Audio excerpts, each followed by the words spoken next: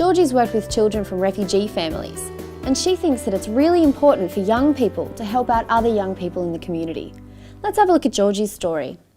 So my name's Georgie and I have been fortunate to be involved in the St Vinny's refugee tutoring program. I'm a final year undergraduate student studying arts and law at UQ, and I'm interested in this kind of work, like many of my friends are as well, because I think we have a responsibility to do something with the privilege that we have.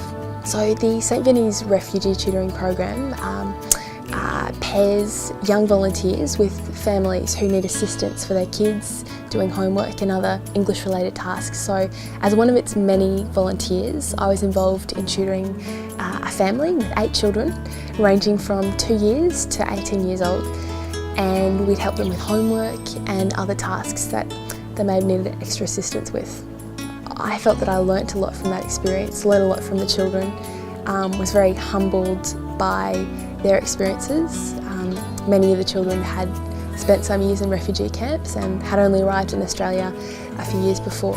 I think that the kids benefited from developing a relationship with tutors who were interested in seeing them improve and seeing them engage with their schoolwork and with English language and engage with Australian culture as well.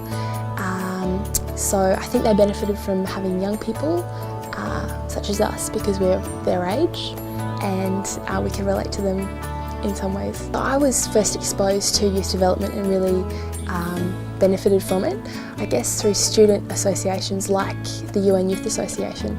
And through that organisation I had the opportunity to be mentored by other young people who were interested in empowering young people, perhaps from parts of the community they wouldn't have engaged with otherwise. And so that is really about generational change. It's about changing societal attitudes. We're in our formative years. We're at a stage where we can learn so much and absorb so much about the world around us, about different people, different interests.